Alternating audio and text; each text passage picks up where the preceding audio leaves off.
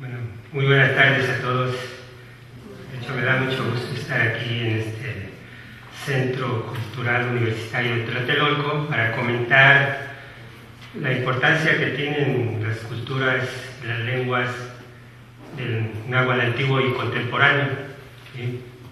Para mí, bueno, es un privilegio estar en este espacio y compartir con muchos de ustedes las ideas que quiero comentar. Antes que nada, también quiero agradecer a los organizadores de este evento que a través del seminario del Códice Florentino del Instituto de Investigaciones Históricas nos dieron la oportunidad de presentar varios temas aquí. Y bueno, agradecer también a todo el público aquí presente. Quiero decir primero que yo me integré hace poco a este seminario con el propósito que tiene de poder empezar a revisar la traducción del Códice Florentino pensando en los 12 libros que tiene. Ya decir 12 es decir mucho, a pesar de que ha habido algunas traducciones y se sigue revisando la posibilidad de acercarse a una mejor interpretación de esa historia y de ese momento histórico que registró Sahagún a través de los informantes. A mí me propusieron que revisara el libro 9 que tiene que ver con los oxtecas, los mercaderes, los comerciantes de piedras preciosas, plumas preciosas, oro y mercancías. Y de esta manera empecé a introducirme, de hecho estoy acercándome a esta revisión, de tal manera que mi interés sobre los estudios del náhuatl del siglo XVI, sabemos que hay muchas fuentes de esa época, bastantes materiales, fuentes que se registraron a través de los misioneros, vocabularios, gramáticas, y bueno, en este caso lo que hizo Sahagún. Y por otro lado también me interesa mucho, como decía aquí mi compañero, interesa mucho también que yo, de hecho, mis proyectos actuales también están centrados en los náhuatl actuales, principalmente con los náhuatl de la Sierra Norte de Puebla, de las comunidades del municipio de Cuetzalan. Prácticamente la mayor parte de mi investigación se ha centrado hacia allá. Todo esto me ha llevado a reflexionar, por ejemplo, cuando yo leo todo el registro que hizo Sahagún y otros más sobre ese momento histórico del siglo XVI o XVII, de esos informantes que él tuvo para poder registrar esos momentos. Y yo actualmente, estando en estas comunidades, platicando con la gente, con varios de ellos sobre sus prácticas culturales, por ejemplo, lo que es el ciclo agrícola, lo que es el ciclo de vida, lo que son algunas prácticas rituales, o todo este arte que tienen, que yo le llamo arte, o otros le llaman artesanos, de esa producción que hacen, empiezo a darme cuenta que estos son como los informantes de Sahagún, pero contemporáneos, porque se nota todavía muchas ideas, muchas conocimiento, o como diría nuestro querido colega Alfredo López Austin, ese núcleo duro, que todavía hay muchos elementos que se conservan en estas prácticas. Entonces esto me llevó a una reflexión también, una vez que estuve leyendo este libro 9 del Códice Florentino, para poder, en este caso, por ejemplo, presentarles a ustedes dos temas.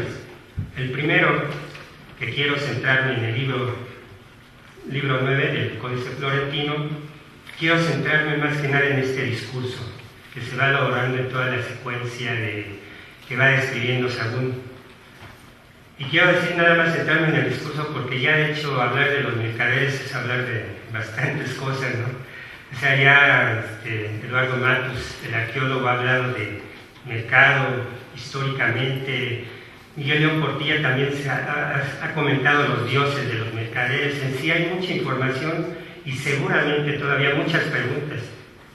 Y seguramente yo no voy a poder responder a tantas preguntas de ese tema, porque yo lo que quiero es centrarme más bien en este discurso que se va elaborando desde el momento en que los mercaderes aztecas, como se llaman principalmente, empiezan a partir a esos lugares lejanos, ¿sí?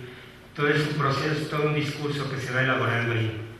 Este discurso me permite a mí, por ejemplo, al ver las imágenes de este libro, todas las imágenes de todos los productos que comerciaban, todo ese proceso que hacían de viaje, el encuentro en lugares, personas con las que se encontraban, me deja ver también quiénes eran los artesanos. Ahí están presentes los artesanos que elaboraban todos esos productos que los mercaderes comerciaban. Y me parece muy importante retomarlo porque lo quiero ligar a una situación actual, ¿sí? Que yo siento que al ver ciertas imágenes recordaba a muchos compañeros, amigos nahuas de estas comunidades trabajando actualmente muchos de estos productos o algunos de estos productos. Entonces, bueno, quiero hacer mi presentación en dos momentos. Una primera etapa que me voy a referir a este libro 9, y una segunda etapa a este momento que quiero como hacer un hilo para que ustedes quizás conjuntamente a lo mejor pudiéramos reflexionar y pudiéramos preguntar también mucho de lo que pasa actualmente, ¿sí? Bueno, voy a empezar con esta primera parte. Dice, varios estudios enfocados hacia las narrativas de las lenguas amerindias destacan que podemos identificar ciertas unidades lingüísticas como marcadores de escenas o actos de habla. Es el caso, por ejemplo, de algún tipo de estructura de habla que se repite de manera similar con la finalidad de enfatizar la función directiva del discurso o de marcar ciertas intenciones educativas. León Portilla, por ejemplo, en la lengua náhuatl, identificó este tipo de estructura en los huicat, cantos, himnos y poemas, y los tlactoli, palabras, discurso y relato, y en los huehuetlatolis, antiguas palabras. Él destaca varios tipos de rasgos, atributos y designaciones de los diversos géneros de esta lengua. Los huehuetlatolis, en particular, eran considerados como un tipo de contenido didáctico de las antiguas doctrinas religiosas y morales referente al modo de comportarse en distintas circunstancias. Son discursos que los viejos decían a los jóvenes o que los padres decían a sus hijos con la finalidad de aconsejarlos y educarlos. En este sentido, es oportuno decir que los estudios sobre los géneros discursivos en las culturas amerindias resultan de importante interés para los historiadores, antropólogos y lingüistas, puesto que les permite tener un acercamiento a la cultura y concepción del mundo de estos grupos originarios. De alguna manera, se ha considerado que la tradición oral, como es el caso de los mitos, las historias, los relatos y los discursos rituales, contienen un tipo de arte verbal que expresan un profundo contenido semántico. Resulta importante entonces identificar cuáles son los diversos géneros del lenguaje que cada lengua contiene y cuál es el significado que corresponde a cada cultura. Un ejemplo de este tipo de discurso es el que presenta el lingüista William Wright sobre la estructura del náhuatl del siglo XVI. Se trata de una narrativa histórica registrada por Sagún en el del libro 12, capítulo 2 del Códice Florentino, donde relata cuando los españoles desembarcaron en Veracruz y después avanzaron hacia la ciudad de Cholula y hacia la Ciudad de México en 1519. En este pasaje, Bray destaca la secuencia de escenas mostradas a través del discurso y de la estructuras paralelas que caracterizan al náhuatl, así como las repeticiones parciales y la serie de sinónimos próximos que evocan la imagen de aquel hecho histórico. De igual manera, Ángel María Garibay, en su libro sobre la vida económica de Tenochtitlan, nos comenta de la estancia de Sagún en Tlatelolco entre los años de 1560 y 1565, donde, según nos comenta, se forjaron aquellos gremios de traficantes. Bueno, Garibay les llama traficantes, pero entendemos que son los pochtecas, como los define Molina, son mercaderes comerciantes. Se refiere al libro 9 del Códice Florentino, que contiene relatos de admirable descripción, que evoca un momento de la vida de aquellos grupos de mercaderes, de sus formas de organización y de su función como comerciantes. Con estos testimonios logramos reconstruir uno de los episodios de gran importancia de la antigua cultura mexica y también acerca de la grandeza de Tenochtitlan antes de la colonia. El libro trata acerca de los mercaderes de oro, piedras y plumas preciosas. En el capítulo primero habla acerca de los que comenzaron el mercado en México y Tlatelolco, de los jefes de los mercaderes en tiempos de Cuauhtémoc, de Tlacateotl y de Cuauhtlatoatzin. Habla también de las mercancías que llevaban a tierras lejanas para comerciar: cola de papagayo de color azul y rojo, plumas de quetzali, prendas de fibra de maguey que usaban para vestir como mantas, mantilla, telas, huipiles, faldas, besote de oro, orejeras de oro, anillo de mano y anillo de dedo, collar de cuentas, turquesa fina, piedras preciosas, piedra verde, ojal, piel de animal, pluma larga de zacua, ave de fuego y ave de bello plumaje.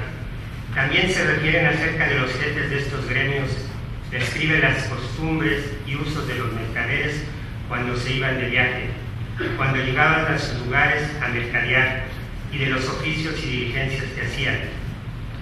Hay que decir que además de estas mercancías o productos que mencioné, además también había productos como cerámica, cestería, animales, incluso comida, ¿no? También era lo que llevaban cargando.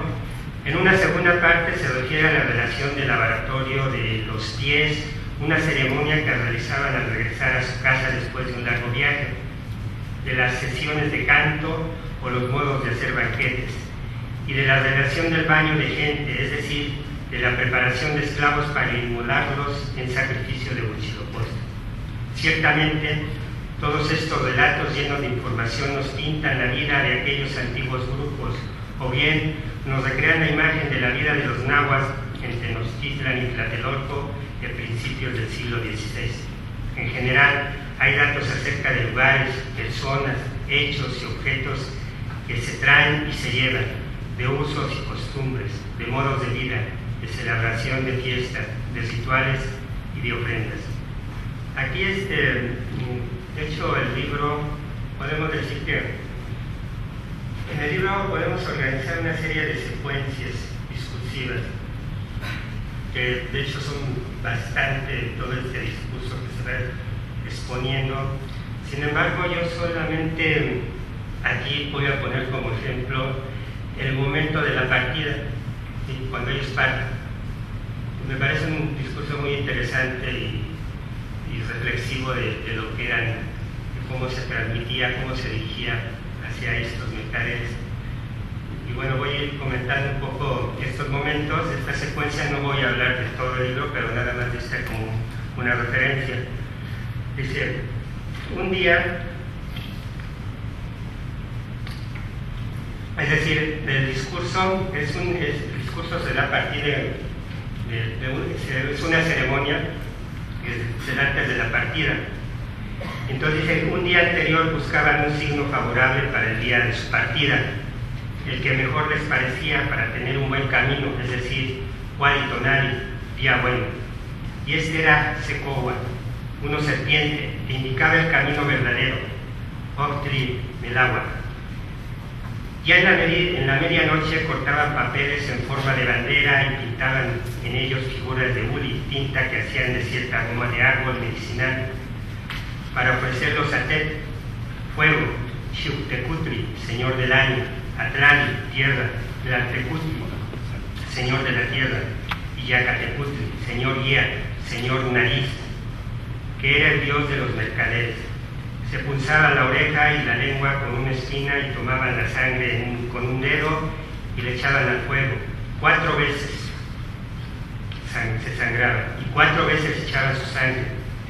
Teonaupan, 4 veces divina. Ya lo hacían hacia los 4 lugares de la tierra, Ompa, Inquisaya, Tonatiuh, hacia allá donde sale el sol. Ompa, Calquiaya, Tonatiuh, allá donde se pone el sol. Ompa, Imaopoxcopa, Tlal, hacia la izquierda de la tierra. Ompa, Imayao, Canpa, hacia la derecha de la tierra. Mixcoac, Intlalpa, en la tierra de la serpiente de nube. Asimismo, los poztecas tenían sus propias deidades protectoras a las que adoraban y hacían ofrendas, como lo menciona Miguel León Portilla en un trabajo que ha hecho sobre los dioses de los mercaderes, y varios cronistas de este siglo XVI, al hablar de los mercaderes que emprendían grandes viajes para comerciar, hacen referencia a estos dioses que tenían como especial patrón una deidad que parece ser la figura principal, Yacatecutli, que era el señor del nariz, o el guía. Aquí, de hecho, Yacatecutli viene de Yacate, o sea, de nariz, implica aquí simbólicamente como parte del cuerpo, la nariz es como una dirección, una guía, ¿no? También de Chalmecasihuatl, la mujer o señora de Chalco, única mujer femenina patrona de los mercaderes. Yacapitzahuatl, el de la nariz delgada.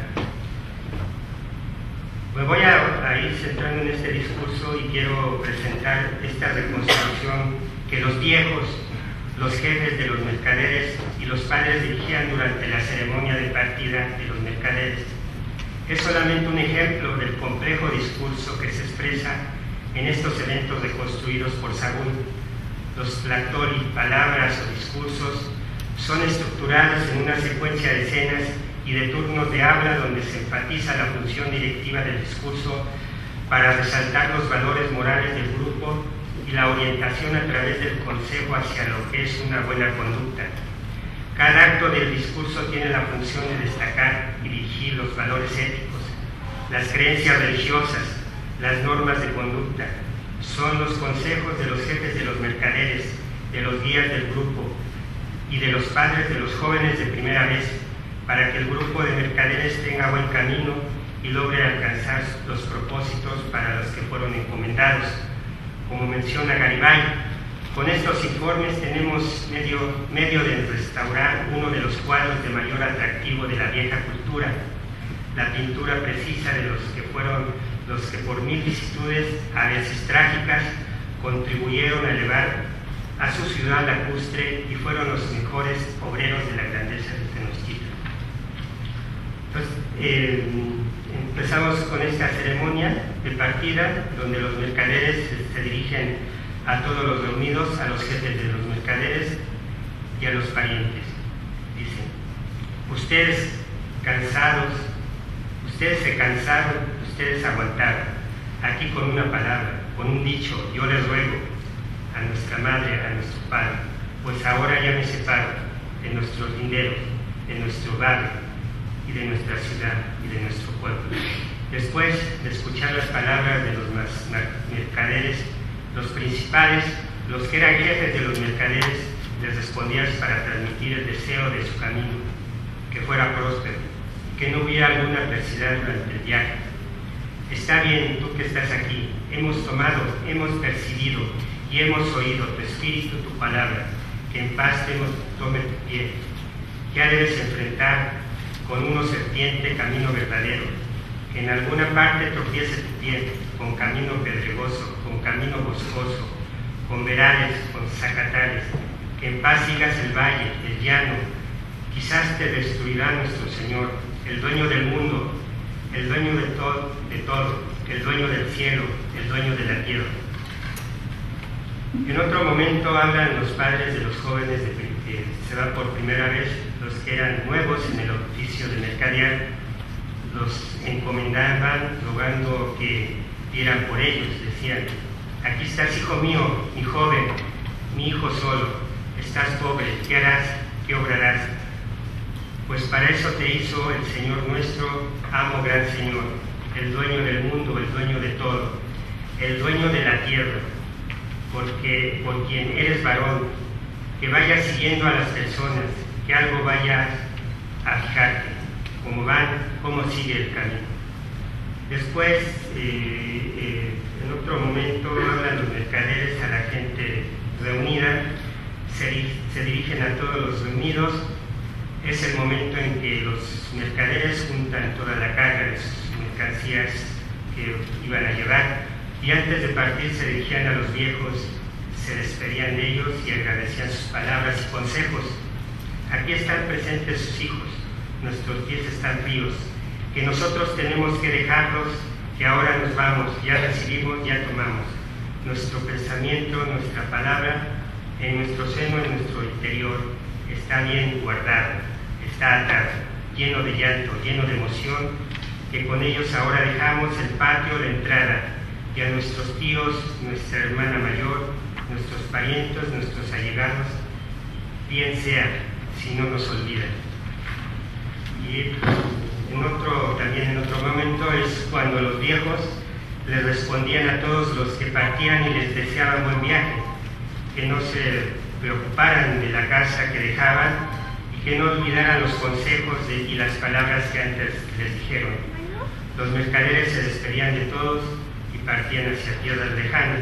Muy bien, tomad en paz nuestros pies. Nada tengas preocupación por nuestra casa, por nuestro hogar. Mucho has oído. La instrucción materna, la instrucción paterna con que has sido fortalecido, llena de castigo, de corrección, agua fría, agua helada. La ortiga que recibiste satisfecho en parte alguna, no la desprecies. Que dejes escape el pensamiento, la palabra de nuestra madre, de nuestros padres. Y por último quiero comentar esta parte que se refiere a antes de emprender el viaje, cuando ya hacían su carga, decía que está a punto de emprender su camino, que ya habían invitado a toda la gente, que los habían reunido para saber de su viaje, para saber que se van a perder de vista, el que va a estar lejos de su casa. Uno de los viejos les habla, los saluda, los anima, les levanta el ánimo, con lágrimas los saluda y les dicen, o les decía en ese entonces: aquí estás, hijo mío, hijito mío, muchacho mío, has buscado, has convocado con tus voces, has reunido en una sola asamblea tus madres, tus padres, los mercaderes, los comerciantes encubiertos, los viajantes. Aquí estás contemplando su rostro, su persona, lo estás mirando. Pues bien, nosotros te dejamos, nosotros te damos una palabra, una razón. Es el resultado, es la carga, es la experiencia, es la instrucción con que ellos han ido admirando del mismo modo por bosques y por llanuras. Estás en pena, vas a emprender el viaje, vas a dejar la ciudad, tu casa en México, Tlatelolco. Quienes tienes que dejar te nos gritan al irte. Vas a dejar a tus parientes, tienes que dejar tu hogar, tu morada, el sitio de tus pasos, el lugar de tu vida, el lugar en que tu cuello se recuesta, el sitio de tu reposo, el punto en que tus manos quedan quietas. Ya estás a punto de encontrarte con una serpiente, camino recto, senda barrida vas a seguir, vas a encontrarte con llanuras, con tierras inmensas. No retrocedas, no retrocedas, ten firme el pie. Quiero decir, no pises hacia atrás, no retrocedas, no hagas el intento de volverte. Ve mirando de soslayo, nada vayas recordando. Puede ser que una vez más hayas de ver tu rostro, tu persona, tus madres, tus padres, tus parientes. ¿Qué piensas? ¿Qué recapacitas? ¿Qué tomas para ti, hijo? Ve en paz y calma, deja a tus tías y a tus tíos. Entonces, estas palabras que cuando se daba en este momento de emprender el viaje, que se refiere también a quienes muchas veces han ido y han vuelto, quienes muchas veces han regresado, o solamente unas cuantas palabras les decían a ellos, solamente unas cuantas cosas se les decían. Con eso todos los viejos, los jefes de los comerciantes, confiaban en ellos y confiaban en que su corazón fuera en buen camino.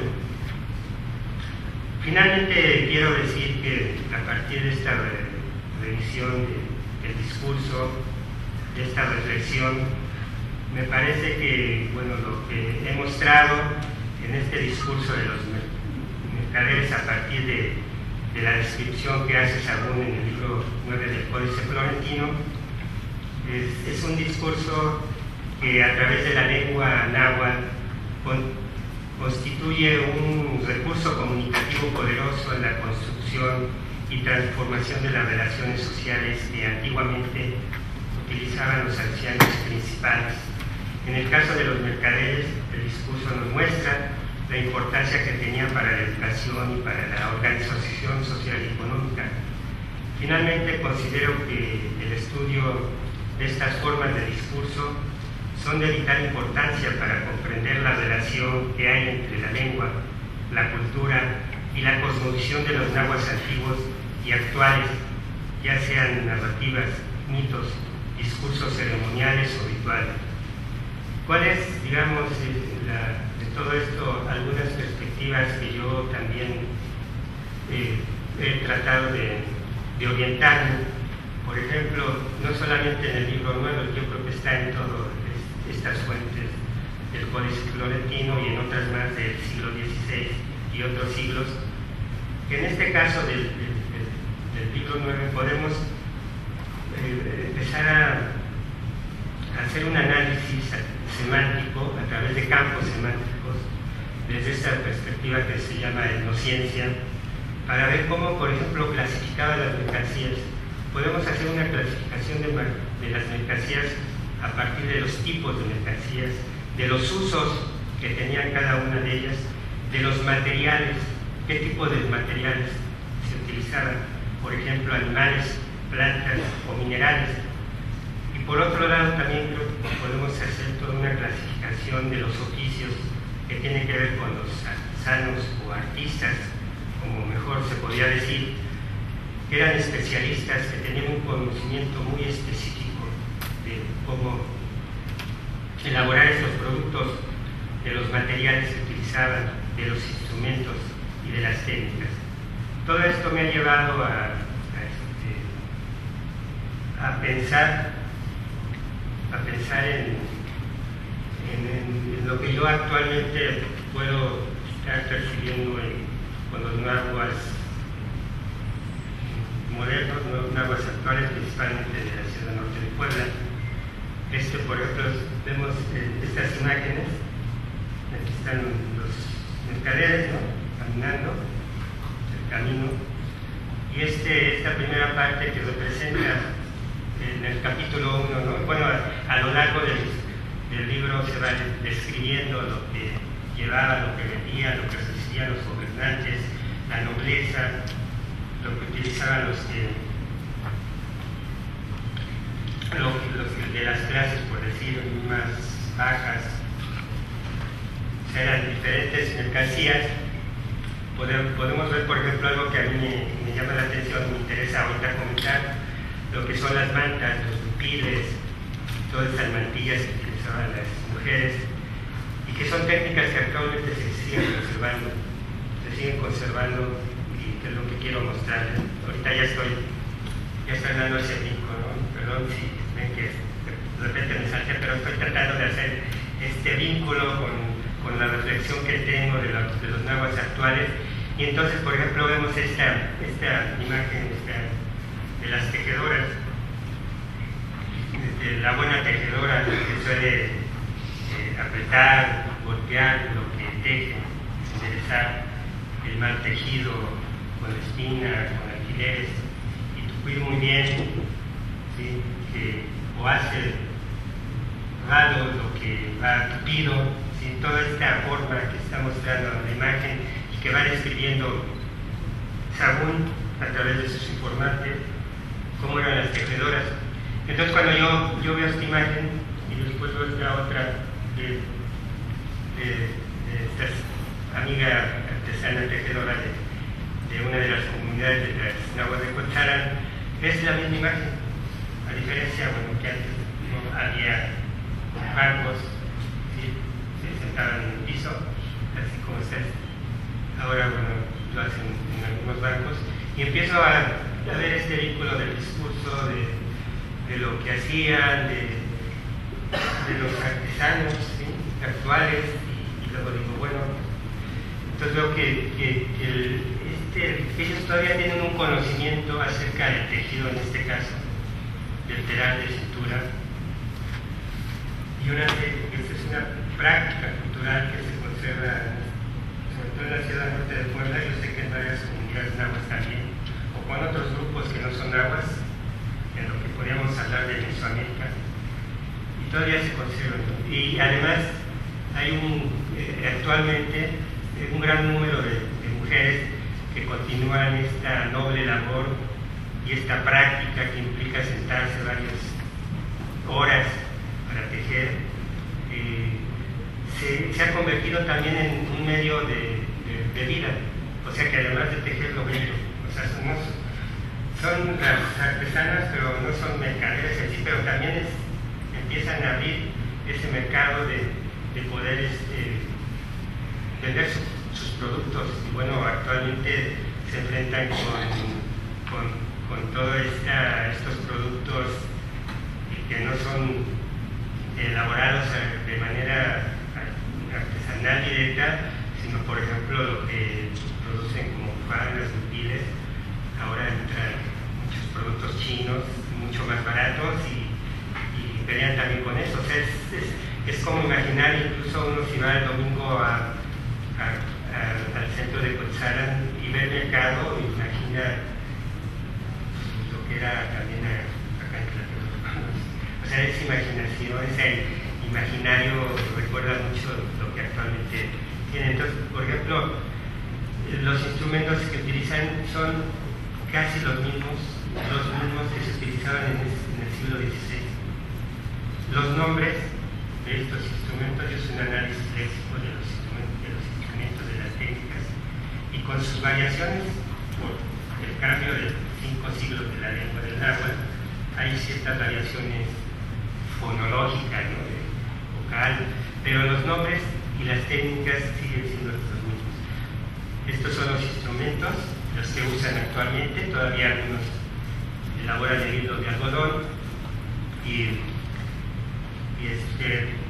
incluso vean este telar actual. Estos nombres son los que actualmente utilizan, que son, yo hice por ejemplo, una revisión con los nombres como harina y otros y son los mismos con las variaciones.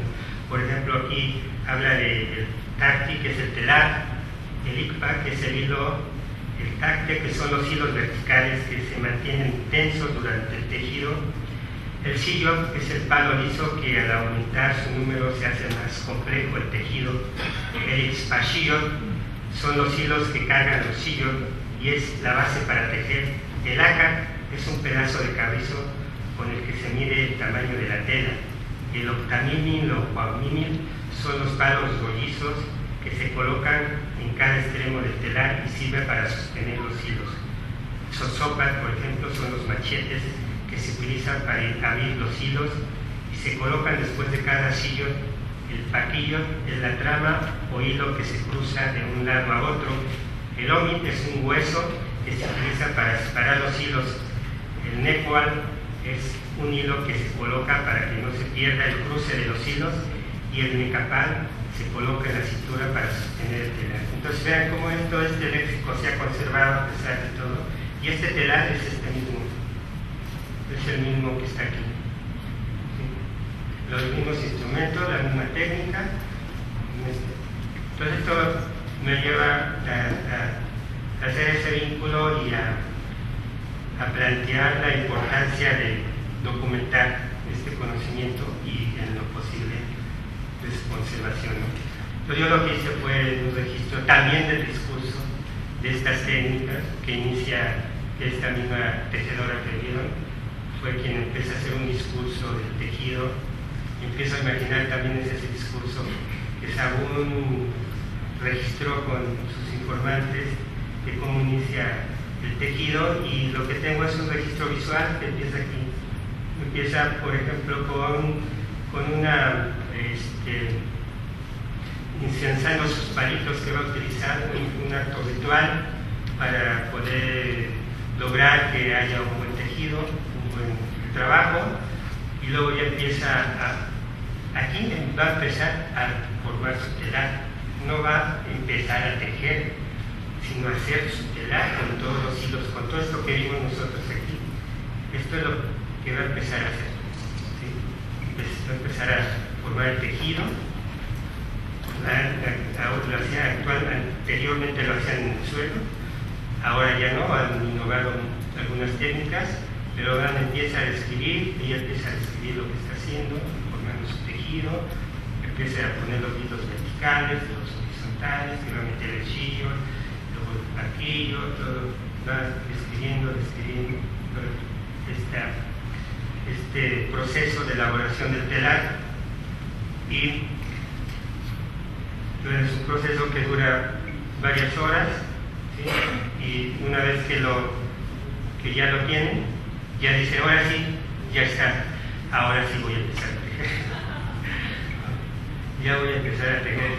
Y de ahí, bueno, hay toda una serie de tejidos como estos, de diseños, que actualmente se han innovado. Antes los motivos antiguos tenían ciertos motivos, a lo mejor diversos, que se referían a flores, animales, pero actualmente se han innovado y han ido creando nuevas figuras, de tal manera que aquí lo que estamos viendo es cuántos chillos van introduciendo. Cuando son 12 son sencillos, pero en la medida que van metiendo de más chillos, llegan a tener hasta 20 y se vuelven mucho más complejos los tejidos. Entonces es una técnica, un conocimiento que se registró en ese momento, que fue muy interesante haberlo, que Sahagún lo haya mostrado y que lo podemos ver actualmente, y es lo que ellos usan, el huipil, que todo esto es para elaborar lo que ellos llaman huipil, que utilizan las mujeres, ¿sí? Las mujeres principalmente de las distintas comunidades. Y claro que también hay ciertos rasgos en su elaboración que las hace distinguirse unas de otra comunidad, por algún motivo o por algún detalle del tejido, como es también en los bordados, ¿sí? En los tipos de bordados. Y bueno, vean, actualmente lo siguen utilizando. Y bueno, hasta aquí ya me interesaba retomar esta parte, ¿no? De las tejedoras.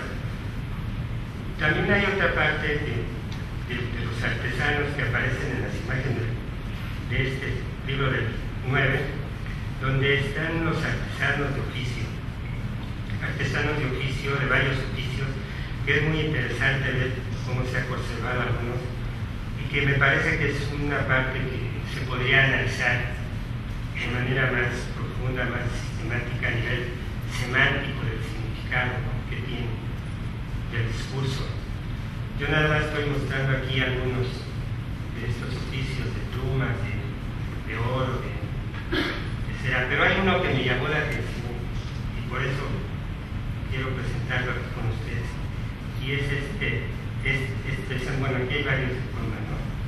Arte de pluma, pero es este principalmente, que cuando va describiendo Sahagún, es en la parte de la cera, cuando elaboran moldes de cera que utilizan.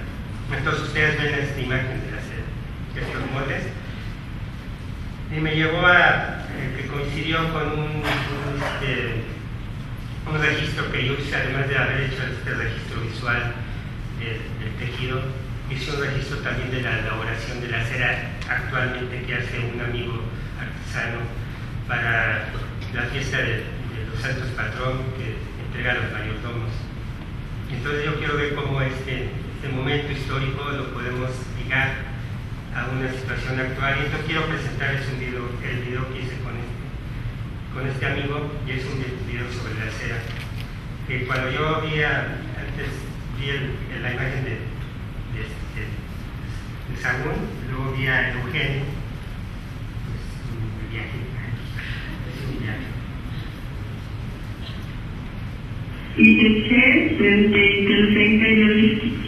Aquí todavía lo estoy editando, hay problemas de edición de sonido.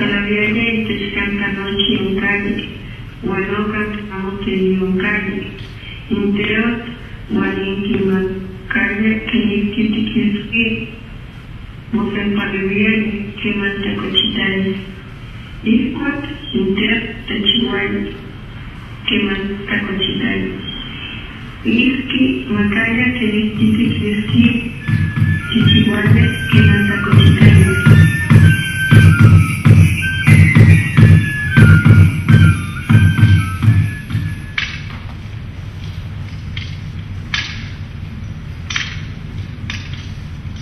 Mirinti que llamaban de sincera.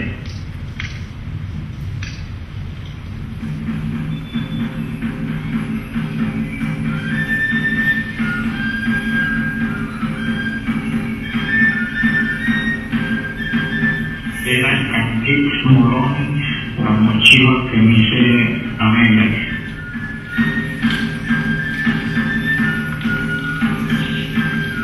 Y caminamos era mi chihuahua tenía conocido mi ejercicio.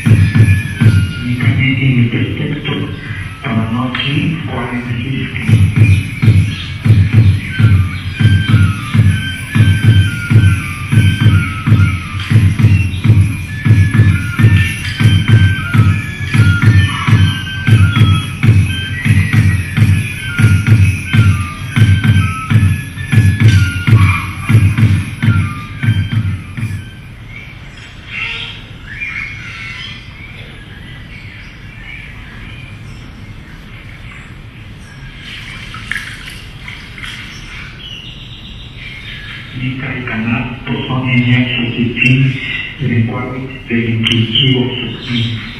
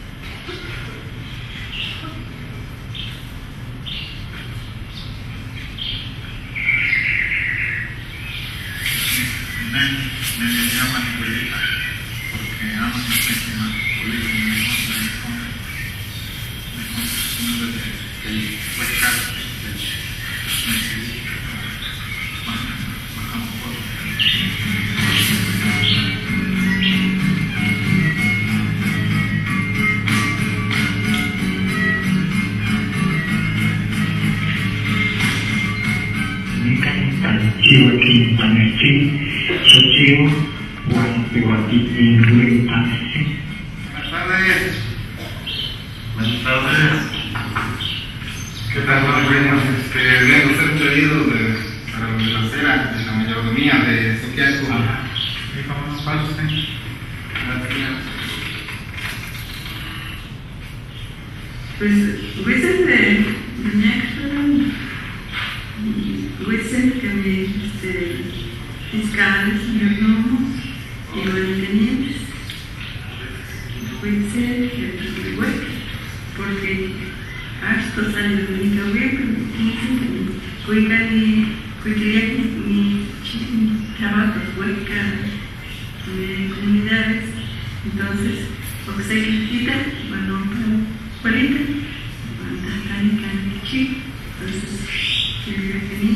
entonces por eso cada sesión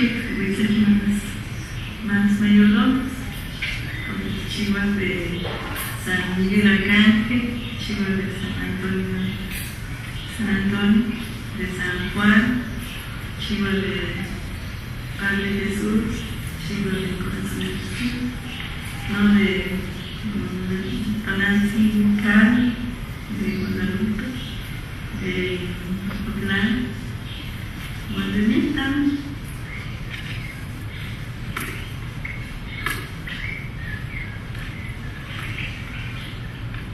Sam,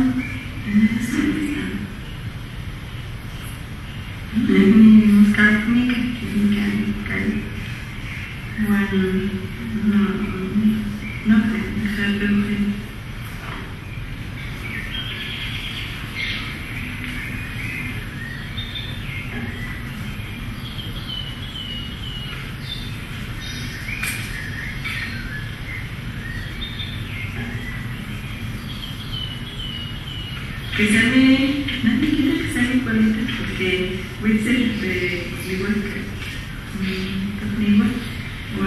más que quita que pero no la siempre Witzel diga porque que madre que cuántos bueno que ven nunca va mal porque que manquita que amo pues es que bien que amo hueles noche chicos. Significa que por eso también no mayordomos hueles de tiempo, porque ella misma que vea que más para que más alto, porque como de ser tonal la mujer chico, no me más para que se quiera hacer yoga en este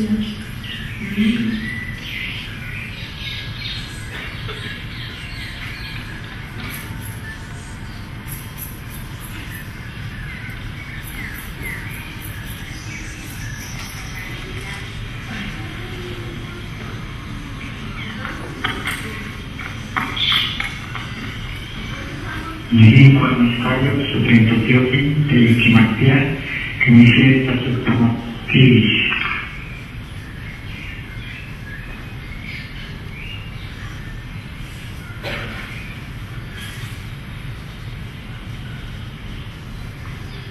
Nikane Chiva y Güey Tanechin, para cual Güey Dinamisque y Tequipani Gospel.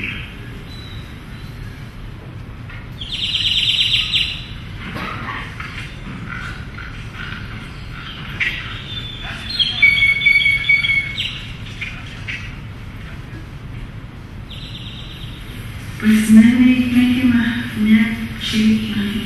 encantantita porque de veras me chihuahua espacio para la comunidad, para generaciones nuevas.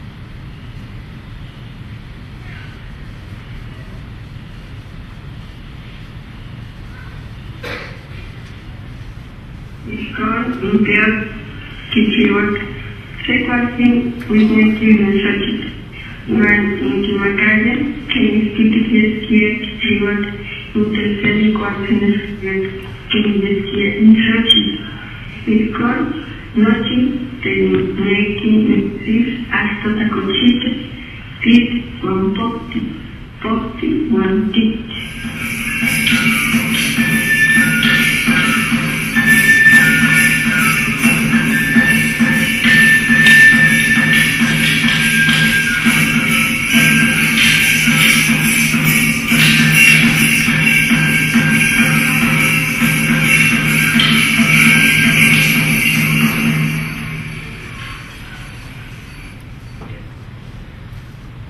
Bueno, este video todavía lo estamos editando, hay problemas de sonido, pero lo que quería era mostrarlo aprovechando estar aquí con ustedes para hacer esta relación con este discurso, ¿no?, que yo había descubierto con Sagún, y también considerar que actualmente muchos de los nahuas conservan, ¿no?, este conocimiento.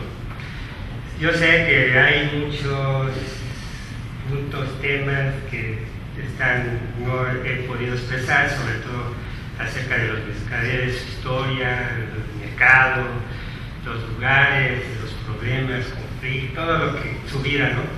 Pero yo me centré nada más en el libro 9, en el discurso. Por lo tanto, bueno, pues espero que haya sido algo ilustrativo y que haya despertado su interés, ¿sí? Muchas gracias.